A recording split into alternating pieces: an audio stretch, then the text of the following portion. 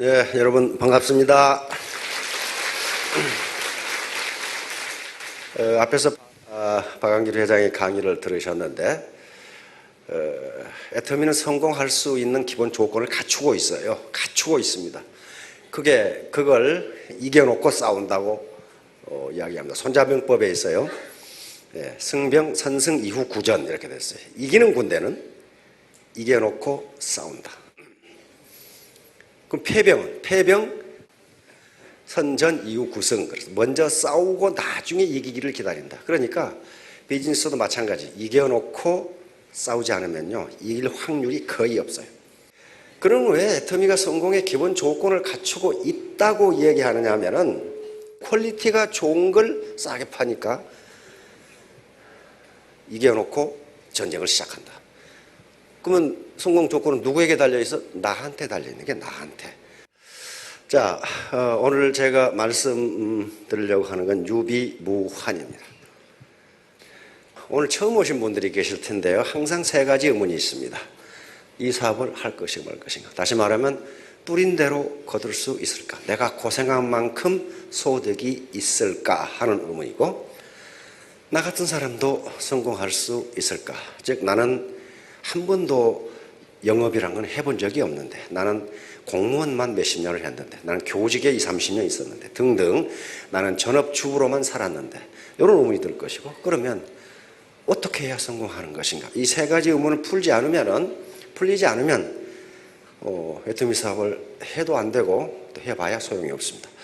이것은 어느 날 갑자기 하루 만에 해결할 수 있는 문제가 아니기 때문에 계속 정보를 수집하고 스폰서에게 컨설팅을 받아서 해결을 하셔야 됩니다. 지금 괜찮은 직장을 얻기 위해서는 대학에서 4년 공부해야 되고, 의사 같은 경우는 인턴 어쩌면 한 10년 걸립니다. 그런데 단 하루 만에 월천댁이 되는 방법을 알았다. 그건 사기꾼이 아니면 안 돼요. 그렇게 할 수가 없어요. 그렇게 공짜로 얻어지는 법이 없습니다. 시간이 지나야 됩니다. 자, 다음. 그런데 왜 그렇게 시간이 걸리느냐? 한마디로 애터미 사업은 빅 비즈니스인가 그렇습니다.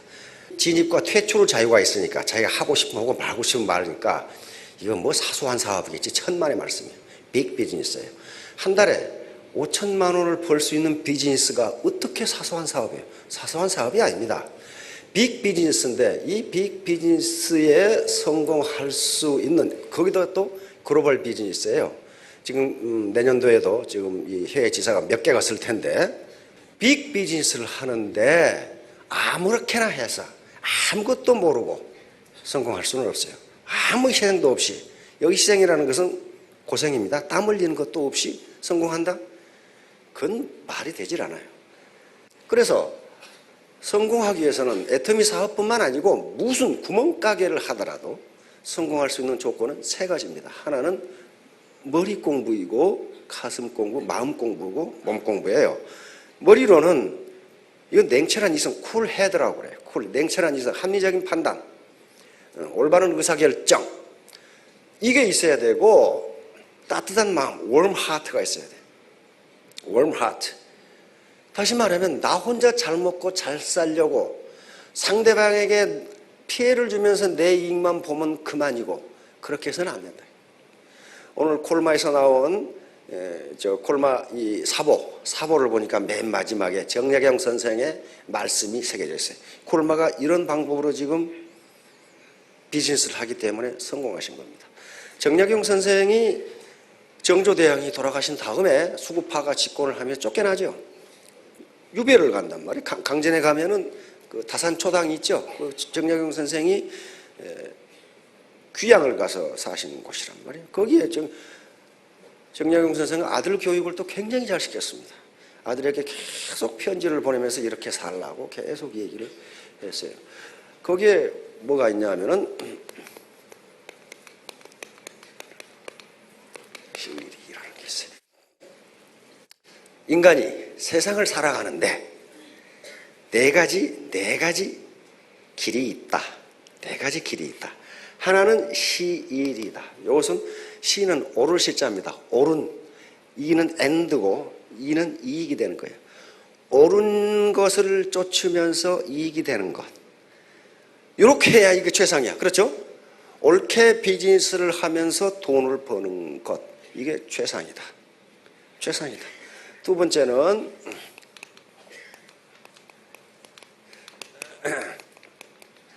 옳은 일을 하는데 손해를 본다. 이럴 수도 있죠. 옳은 일을 하는데 손해도 본다. 지금 통상 우리 국민들이 이런 생각을 하고 있어요. 법대로 하면 손해본다. 그렇지가 않아요. 법대로 하면 이익 봅니다. 세 번째가 올바른 비는 wrong입니다. 올바르지 않은 일을 해서 이익을 얻을 수 있어요. 근데 이놈의 이익이 오래 가지를 못해. 오래 가지를 못한다고요.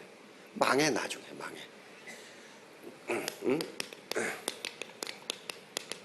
이건 옳은 일을 하지 않아서 피해를 보는 거. 이건 어마어마해요. 나쁜 일을 해서 피해를 보는 것. 이건 거의 폐가 망신한다고요. 그래서 콜마든 우리 애터미든 지향하는, 비즈니스가 지향하는 건 요겁니다.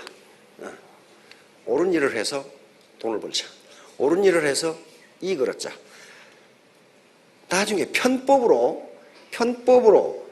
옳지 않은 일을 해서 돈을 벌자. 이거 돈 벌어요. 처음에 돈 벌어요.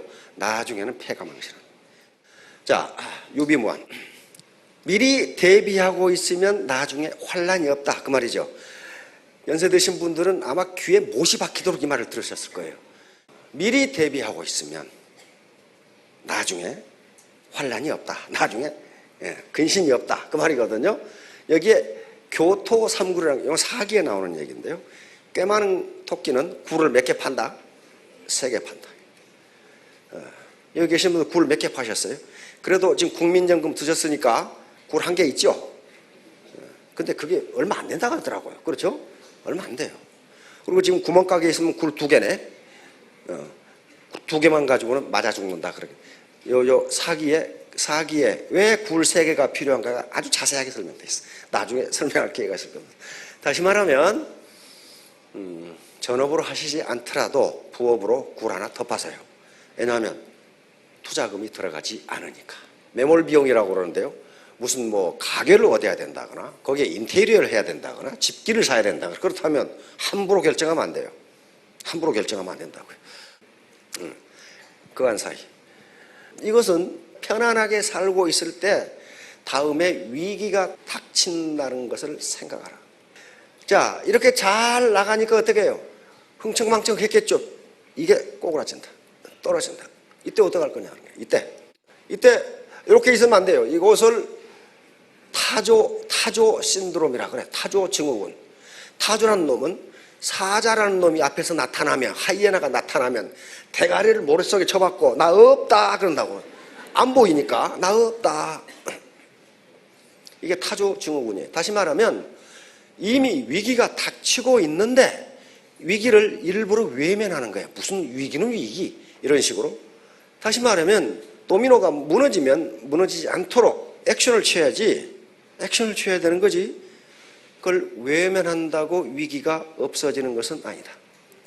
즉 리스크 매니지먼트, 위험 관리는 위험하지 않을 때 해야 돼. 바로 현대인에게 있어서 유비무환과 그한 사이는 더 절실합니다. 이건 고전에 나오는 얘기인데 왜냐하면 현대 학자들이 공통적으로 현대 사회의 특징이 무엇인가 공통적으로 첫 번째 꼽는 것은 체인지, 변화입니다. 변화. 현대 사회는 변화의 속도가 너무 빠르기 때문에 항상 지속적으로 패러다임 시프팅을 하지 않으면 즉 세상을 보는 눈을 바꾸지 않으면 그 사람은 낙오된다고 하는 것이 이거예요. 변화예요. 그러니까 여기서 이렇게 주저앉아 있어가지고는 안 돼요. 뛰어넘어서 넘어가야 된단 말이에요. 이 물이 흐려서 더 이상 필요 없으면 목숨을 걸고 뛰어 들어가야 돼요. 이렇게. 내가 지금 현재 자영업을 하고 있는데 이게 안 되겠다. 빨리 판단하셔야 돼요. 경기도에서 발표한 거 보니까 경기도 평균 자영업의 80%가 4년 이내에 망합니다. 그럼 20%는 성공했냐? 그게 아니고 15%는 현상 유지. 지금 돈을 벌지도 못하고 폐업도 못하고 5%만 성공해. 그러니까 100명 중에 5명, 자영업체 100개 중에 5곳만 성공한다. 그건 자영업 한다고 해서 다 망하는 건 아니에요. 5%는 돈을 벌어요. 남다른 노력이 없이는 성공하기 힘들어요. 자, 그럼 왜 우리가 아까 교토 3굴, 굴을 몇 개 더 파야 되느냐? 우리 사회가 움직이고 있는 방향을요, 좀 아셔야 되거든요. 이게 국가별 장수 리스크예요. 장수 리스크. 오래 살면 얼마나 위험한가 그 말이에요. 대한민국이 세계 최고 0.87. 일본이나 미국 선진국 어때요? 겨우 0.. 요 말은 무슨 말이냐면요. 요게 내가 은퇴하고 나서 10년 살이라고 생각하고 돈을 모았더니 18.7년을 살더라 그 말이에요. 그러니 지금 현재 계산 가지고는 맞지 않다. 이게 장수 리스크예요. 다시 말하면 2020년이 되면은 근로세대 4명이 노인 하나 부양해야 된다. 2050년이 되면은 근로세대 1명이 노인 한 사람 부양해야 된다. 이거 어떻게 되겠어요? 허리 부러지는 거예요. 어떻게 할까요? 다시 말하면 이때는 근로세대가 노인을 부양하지 못한다예요. 그러면 그 노인 책임은 누가 져야 돼? 내가 질 수밖에 없어요. 왜? 근로세대가 많아야 세금이 많아서 연금도 많아져. 그렇죠? 근데 근로세대가 지금 얘를 안 나.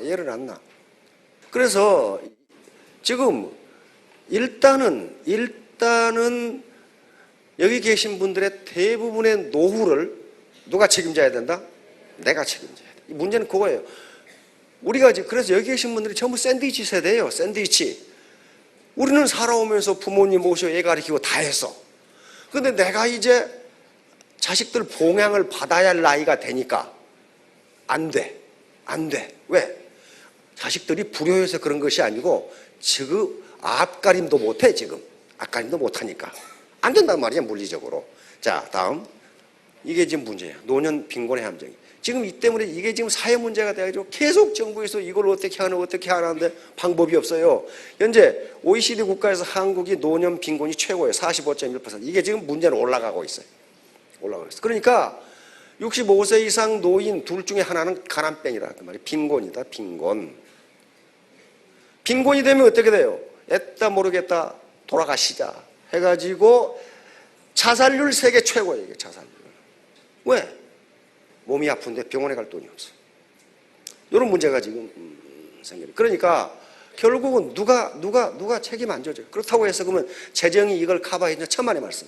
OECD 국가 중에서 우리 재정 지출이 가장 작아요. 재정 커버 못합니다.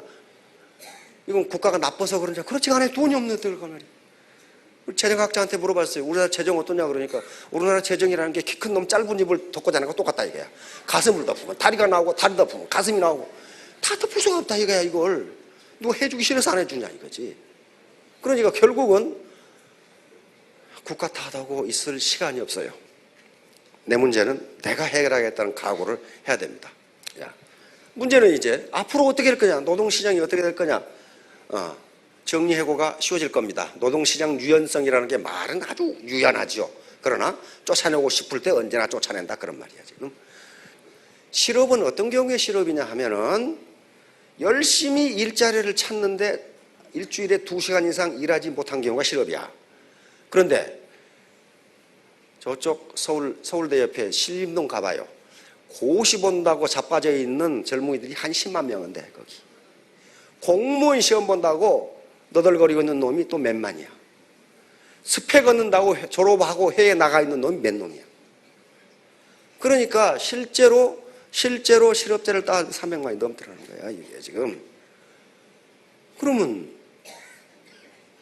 지금 젊은이들이 이렇다면 우리 노후 세대에서 젊은이들 봉양을 받을 수 있겠느냐는 거예요. 자기 앞가림도 안 된다는 거예요 지금. 이 문제예요. 자, 사회 구조는 이렇게 됩니다. 이건 지금 이렇게 가고 있어요. 매년 통계가 지금 점점 이렇게 돼가고 있어. 빈익빈 부익부. 부자는 이렇게 되는데 가난은. 그러니까 이게 뭐예요? 내 대해서 가난을 끊지 않으면 어떻게 된다? 물려준다. 자, 그런데 더욱 지금 문제가 되는 것은 요거예요. 빈곤 탈출률이에요. 우리 보건사회연구원에서 계속 이걸 지금 추적해서 발표를 해요. 다시 말하면 2006년까지는 가난하게 태어난 사람 중에 평생에 빈곤을 탈출한 사람이 31.1%였다. 다시 말하면 가난하게 태어나서 가난한 10명 중에 7명은 평생 가난뱅이로 살고 그중에 3명이 가난해서 벗어나더라는 거예요. 근데 어때요? 2012년에 어떻게 됐어요? 올라갔어요? 떨어졌어요? 떨어졌어요. 점점 가난해서 탈출하기가 힘들다는 거예요. 이게 지금 사회 구조가 이렇게 돼가고 있어요. 이렇게 돼가고 있다고. 이걸 누구 탓할 수 없어요. 제가 여기서 강의하는 것은 옳다 그러다가 아닙니다. 같이 중립적인 거예요. 같이 판단이 개입된 게 아니고 현상이 이렇다는 거지. 이렇게 하니까 나쁘다 그게 아니에요. 규범적인 것이 아니고 실증적인 거란 말이에요. 자, 다음. 그러면 이제 가난해서 탈피하려면 어떻게 해야 되느냐 하는 거예요. 아무리 큰 회사, 아무리 좋은 회사라도 그 회사의 시스템의 일부가 되고 자기 시스템이 없으면 가난해서 벗어나기 힘들어요. 자기가 일을 하지 않으면 페이가 안 생겨요. 결국은 빈곤에서 벗어나려면 자기 시스템을 갖는 수밖에 없어요. 자기 시스템을 갖는 수밖에 없어요. 애터미 사업, 다단계 사업이라는 게 기존의 시스템에 들어와서 자기 시스템을 만드는 거예요. 그리고 그 시스템이 자기에게 봉사를 해줘요. 자, 임무원료. 이것은 논어에 있는 말씀입니다.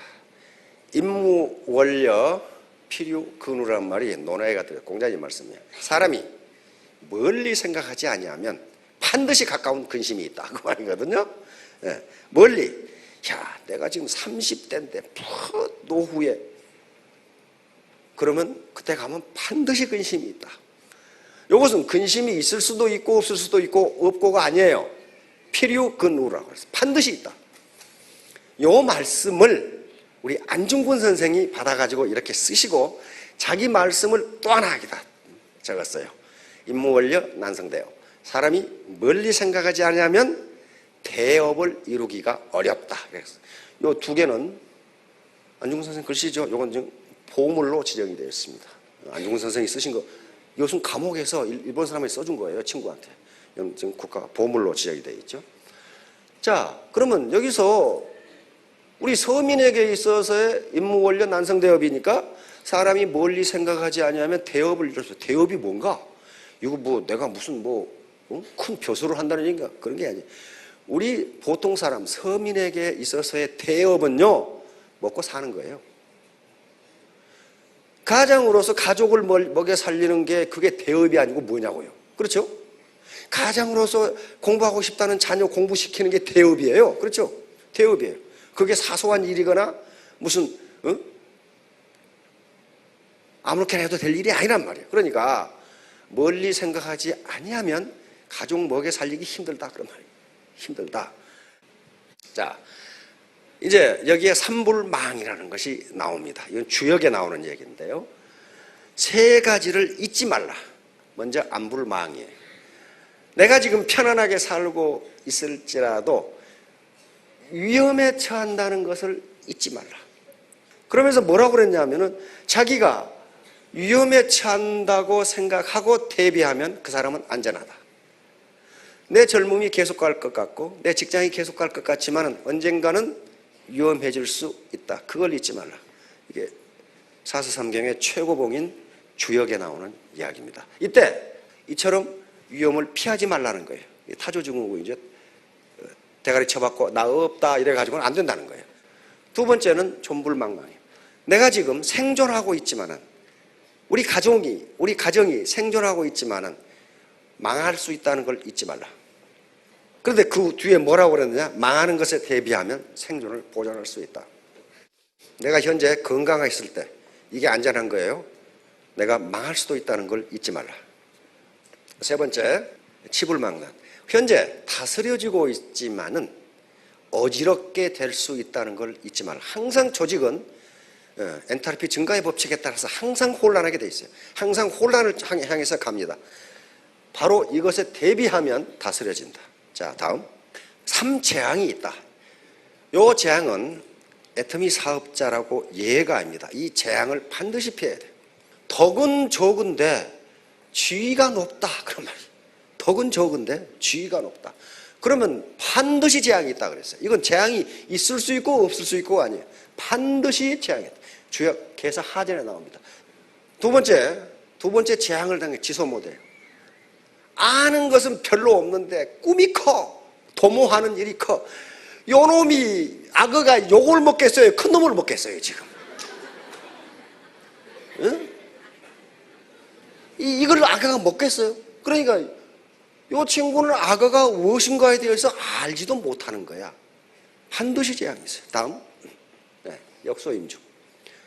능력은 힘은 적은데 너무 무거운 걸 들고 있어. 너 책임이 너무 무거워. 요 놈이 어떻게 되겠어 이거? 응? 당나귀 이만큼한데 짐을 이렇게 실으면 어떻게 되냐고 이게. 당나귀가 가겠어요? 안 가요. 요 차에다가 짐을 이렇게 실으면 이 차가 무너지지 그냥 가겠냐고요 이게. 이게 역소임중이에요. 힘이 딸리는데 너무 무거운 책임. 그런데 요 세 개는요, 요 세 개는 한꺼번에 일어납니다. 한꺼번에.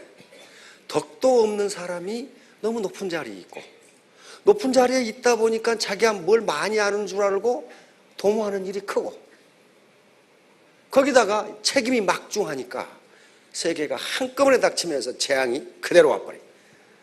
그러면 이 애터미 사업자가 없느냐? 그렇지 않아요. 정말 3년 죽기 살기로 하면 스타마스터가 돼요. 스타마스터가 되면 밑에 거느리는 파트너가 수만 명이에요. 그래서 평소에 낮은 자리에 있을 때 열심히 배우고 뭐 세 가지 공부, 머리, 가슴, 몸으로 뛰어야 되니까. 자, 다음. 우리가 가계 지출을 하는데 정부가 가계에 얼마나 지원해 주느냐, 얼마나 혜택을 주느냐를 따지기 위해서 시장임금, 사회임금이라는 개념을 도입해서 나타냅니다. 시장임금은 우리가 시장에서 버는 돈이에요. 가게를 해서 벌든 공문을 해서 벌든 장사를 해서 벌든 하여간 내가 버는 거예요. 내가 또 은행에 돈을 넣어서 이자를 받고 전부 시장임금이에요. 사회임금은 뭐냐면요, 정부가 지원해 주는 거예요. 정부가 예를 들면 노년연금이라든지 또는 이 지하철 공차 승선이라든지 여러 가지 정부가 혜택을 준 것을 화폐로 환산하는 것을 사회임금이라고 그래요. 자, 그러면 그러니까 가계를 떠받치고 있는 기둥이 두 개예요. 시장임금과 사회임금. 시장임금은 내가 버는 것이고 사회임금은 국가가 지원해 주는 거란 말이에요. 자, 이게 각국의 시장임금과 사회임금의 비중입니다. 우리나라는 여기 있어요. 다시 말하면 OECD 국가 중 꼴찌에서 두 번째라 그런 말이에요. 다시 말하면 내가 지금 한 달을 사는데 100만 원이 필요한데 국가가 지원해 주는 것은 12만 9천 원이니까 나머지 87만 1천 원 네가 벌어라 그런 말이에요 지금. 나머지 국가는 어떻게 돼요? 스웨덴 같은 국가는, 저 북구국 같은 거는요 100만 원 필요하면 51만 원은 국가가 대줘요. 그러니까 최소한도 생활비, 생존할 수 있는 비율을 항상 국가가 대주니까 자기가 하고 싶은 자아실현을 하며 살 수 있어요. 그런데 우리는 그렇게 되지를 않아요. 100만 원이 한 달에 들어간다면 12만 9천 원은 국가가 지원해주고 나머지 87만 1천 원은 네가 벌어라. 국가는 못 해주겠다는 요거예요. 그러니까 요걸 보면은 우리가 좀 꼴찌인데 국가가 해주기 싫어서 안 하는 게 아니고 그러려면 세금 더 걷어야 돼요. 그러니 세금 더 걷을 때까지 기다리려면 늙어 죽게 생겼고 내가 해결하는 수밖에 없단 말이에요. 이렇게 되니까 사회임금이 낮으니까, 다시 말하면 국가가 지원해주는 비율이 낮으니까 현재 우리나라 노동시간이 이렇게 긴 건 우리 국민이 노동을 사랑해서가 아니고 이렇게 안 하면 죽으니까 그래요. 노후 자금까지 지금 마련해야 되거든. 그러니까 그래요. 바로 노사분규가 많은 것도 이것 때문에 그래요. 회사에 쫓겨나면 곧 죽음이에요. 왜? 사회임금이 없잖아요. 국가가 지원자는 없어요. 거의 없어. 그러니까 거기 붙어 있어야 돼. 그래서 여러 가지 문제가 발생합니다. 다음. 우리나라 실질 얼마 전에 발표했죠. 우리나라 실질 은퇴 연령 71.1세. 71.1세까지 노동시장에서 일하지 않으면 살 수 없다. 이렇게 된 거예요. 왜? 사회임금이 적으니까. 국가에 지원하는 게 없으니까. 그러면 지금부터 임무 원료라고 그랬죠. 난성대요. 지금부터 멀리 생각하지 않으면 이 시기가 닥치는 거 앞으로 더 심각해질 거예요. 자, 다음. 결론입니다. 수주대토. 수주대토는 한비자에 나온 책인데 농부가 밭갈이를 하고 있는데 토끼가 달려와서 밭 가운데 나무턱에다 대가리를 받고 죽었어. 그러니까 농부가 밭갈이를 때려치우고 나무 옆에서 또 와서 부딪히라고 기다리고 있는 거예요 지금. 다시 말하면 왕년 찾다가 이렇게 된다 이거예요. 이렇게 미련한 짓을 하지 말라고 시간을 흘러가는데, 자 다음 여시구신. 이것은 때에 맞추어서 우리 함께 전진하자 그런 말이에요. 때에 맞추어서, 시간에 맞추어서, 시간의 흐름에 맞춰서 우리 함께 전진하자. 재심합력입니다. 모래와 자갈 각각 굉장히 튼튼합니다. 마찬가지 철근 굉장히 단단합니다. 그러나 이런 것들이 각자 놀아가지고는 건물을 만들 수 없어요. 여기에 시멘트와 물이라고 하는 부드러운 것이 합해져서 이 튼튼한 철근 콘크리트 건물이 생기듯이 우리 여기 오신 사장님들이 각각이 전부 능력이 있고 모래나 자갈처럼 단단하십니다. 그러나 그것만 가지고는 돈 벌 수 없어요. 하나로 뭉쳐서 재심합력, 모든 사람이 같은 마음으로 힘을 합한다 그 말이니까 이렇게 대아토미가 성공하는 건 이것 때문에 그래요. 자, 이렇게 힘을 합쳐야 됩니다. 이게 힘없는 자들이 살아남는 방법이에요. 작은 물고기들이 살아남기 위해서 큰 놈이 공격하려고 그러면 한 대 뭉쳐가지고 덩치가 크게 보여서 공격하지 못하도록 하는 방법입니다. 우리가 사는 방법은 내가 똑똑하다고 고개 쳐들고 있으면 죽어요. 이거 흰개미 집이죠. 흰개미 하나는 이런 능력이 없는데 흰개미 100만 마리가 모이면 이 능력이 나온답니다. 그러니까 이걸 초유기체, 이걸 집단지성이라고 불러요. 자, 결론입니다. 바로 여기 계시는 분들의 능력이 아무리 크더라도 능력은 1%밖에 되지 않습니다. 나머지는 재심합력이에요. 내 태도의 태도, 마음가짐. 요것이 되면은 이게 신사숙녀가 됩니다. 신사숙녀가 된다는 것은 능력과 인품이 있다는 걸 의미하고, 그렇게 되면 매력적인 사람이 돼요. 여기 보시니까 정말 매력적인 분들인데, 매력적인 분들은 반드시 성공합니다. 자, 3년 후, 4년 후, 5년 후에 모두 스타마스터, 로얄마스터가 되시기 바랍니다. 예, 감사합니다.